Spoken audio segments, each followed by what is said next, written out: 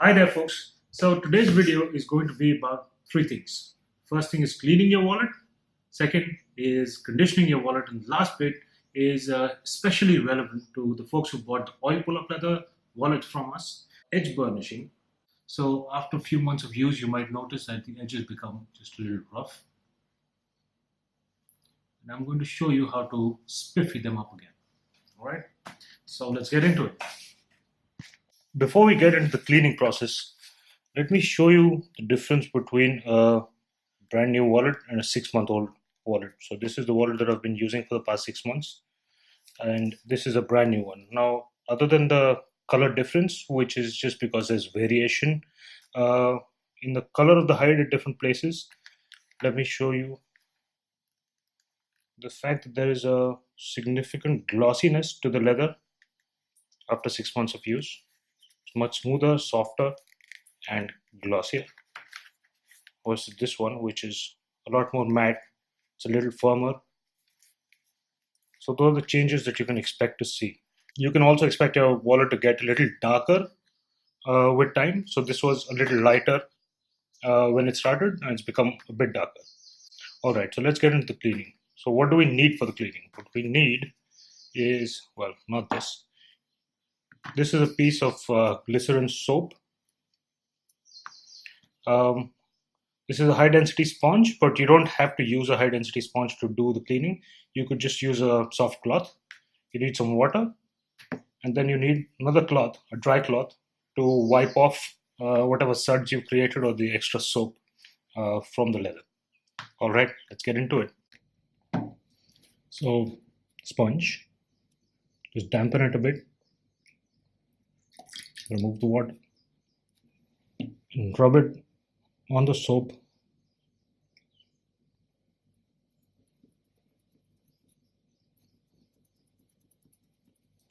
All right, so although you can't see the lather in this because it's going into the sponge, let's see what it does. As you can see, there's a lot of lather. Yeah.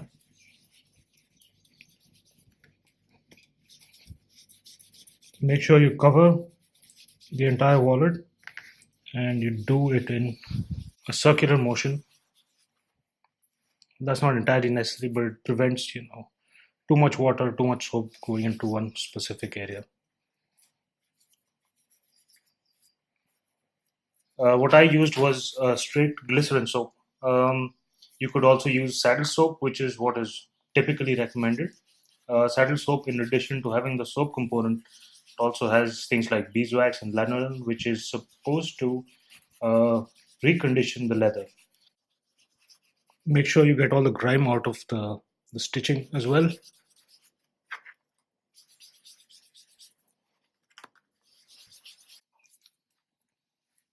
Okay, now before we move to the inside, I'm just going to wipe it down with the dry cloth.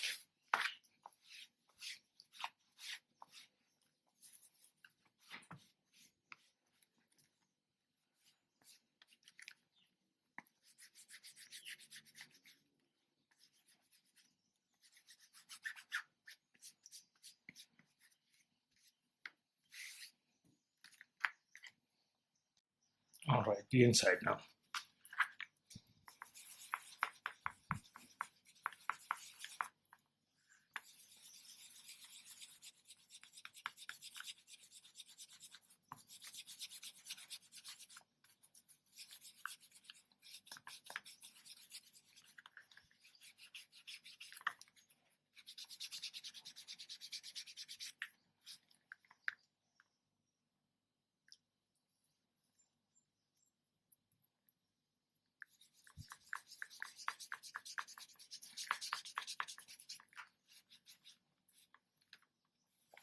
All right, now I'm going to wipe it down. Make sure you get all the suds out.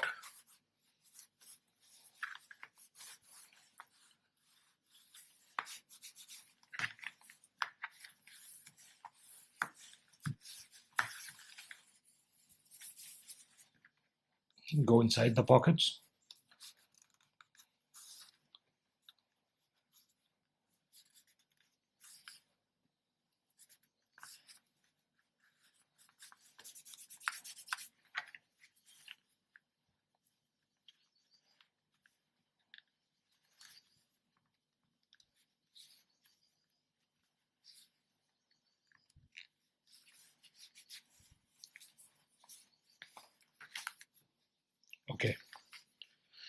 Now you're going to let this sit for maybe half an hour or so. It's not soaking wet, it's just a little damp.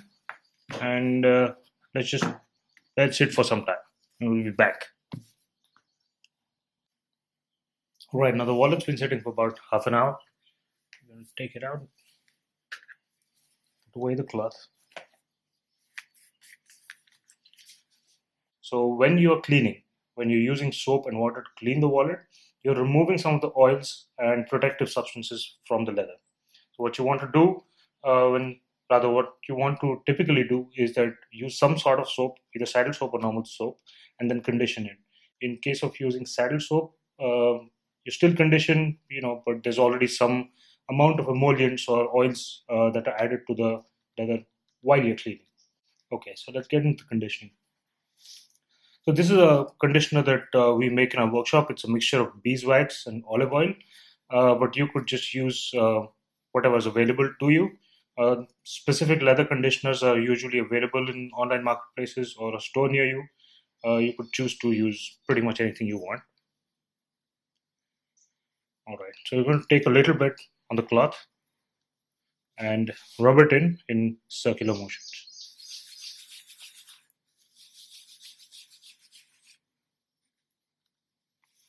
As you can see, the leather is getting a bit darker. So the beeswax and olive oil mix that I have, it does a couple of things.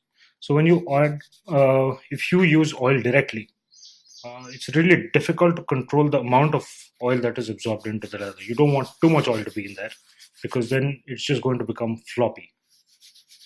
What the beeswax does is it kind of holds the oil in it and lets the leather absorb the oil slowly, and also forms a film on top of the leather, like a protective film that is water resistant.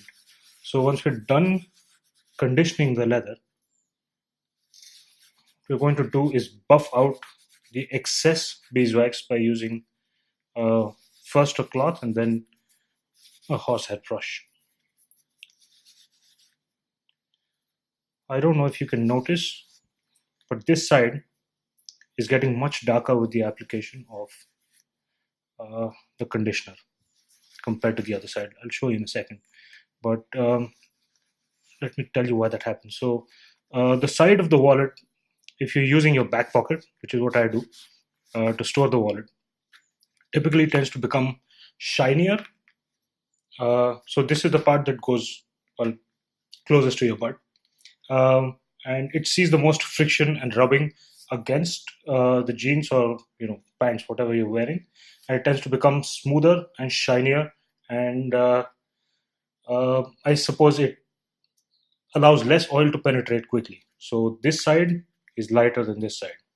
Now eventually this color that you're seeing, the darkness, is going to lighten because the oils are going to redistribute in the leather, and these light dark patches will also mostly go away.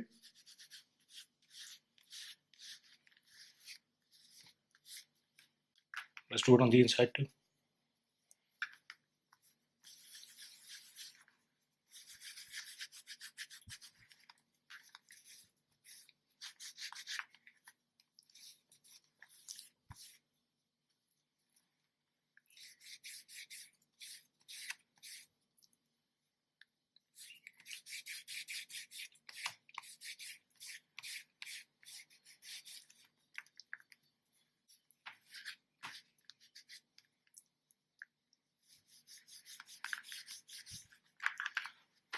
The leather basically is becoming darker because when the oil is absorbed in the leather, um, or rather it sits on the surface of the leather, it's still not absorbed completely.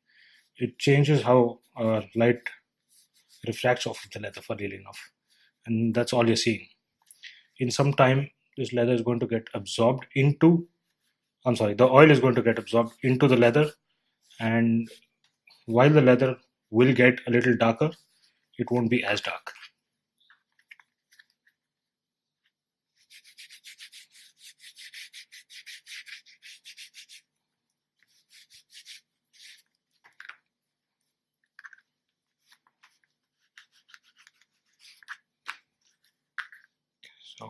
more hard to reach places. Just going to take a bit on my fingers and go into the pocket a bit.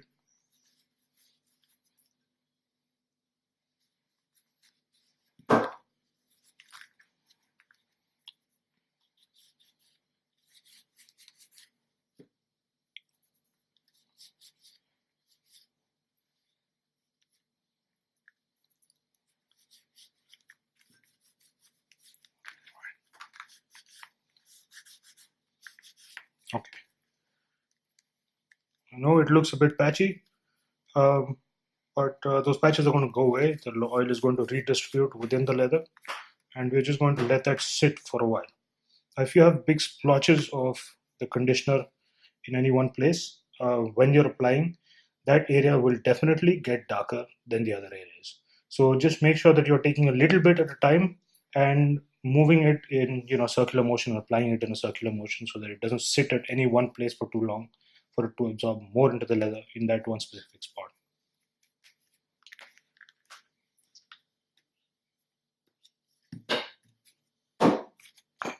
All right, now while the conditioner is soaking into the leather, I'm going to show you um, how to slick up the edges. So particularly with oil pull-up leather, after use you might see that the edges are becoming a little more, I wouldn't say rough, but the fibers of the leather start showing through. It's not very smooth anymore. Uh, so what you're going to do is just make it a little damp. So, just a little bit of water and apply it on the edge. You're just making it damp, you're not making it wet. The color changes and that's enough. Okay.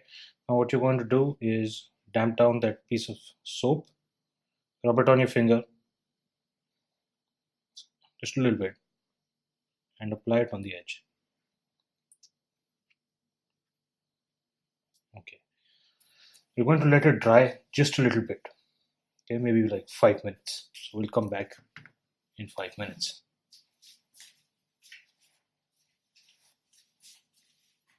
All right.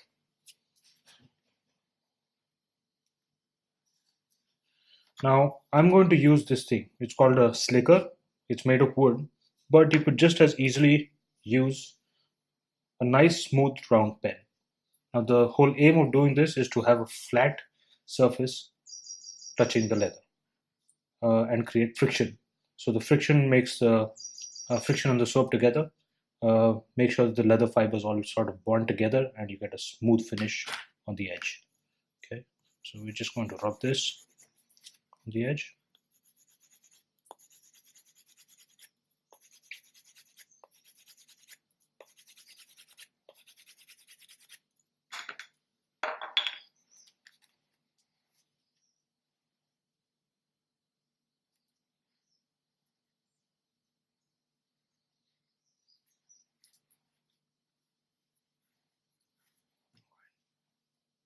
And just keep doing that for a little bit.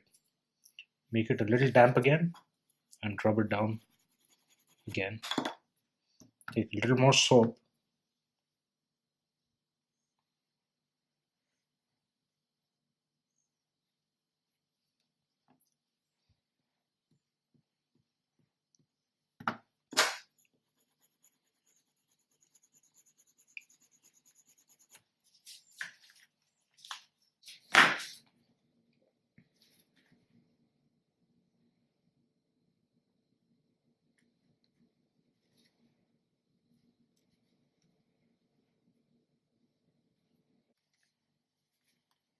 And let's do that to the other side as well.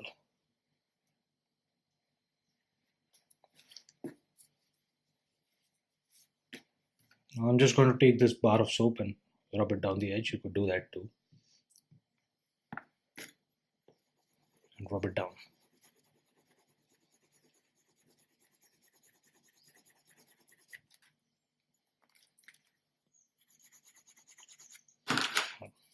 I'm going to use a pen instead now. This should show you that it could be done with a pen as well. Okay. So you basically just continue doing that process until you get to a point where you feel like it's smooth enough. and after a point it's not going to get any smoother, so you might as well stop. Okay, so this is the edges that we just burnished. These are the edges that we just burnished, and this is the edge that was before. We haven't burnished this part, so as you can see there's quite a difference between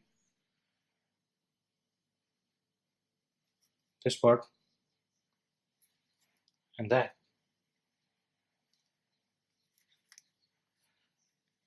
And with that, folks, we are done with the cleaning and burnishing process. Well, I still have to do these parts, but I'm not going to cover that in the video. For the folks who are looking for saddle soap specifically, there are some things that are available within India, and I'm speaking specifically to India because that's where I'm located. And you could buy it off of Amazon. It tends to be a bit expensive, but we might be coming out with our own version of saddle soap and conditioner. Maybe over the next quarter, we're not sure yet. We'll have to test the formulations and things like that. But when we do, I will let you know. As you saw in the last few minutes, cleaning and conditioning is really simple. To say that it's not rocket science would be a joke. It's super easy. And if you feel like you have some questions or concerns about how to use soap or how to use conditioner, where to get it from, can you make it at home, just leave a comment in the video below and I'll get back to you. So that's all, folks. Until next time.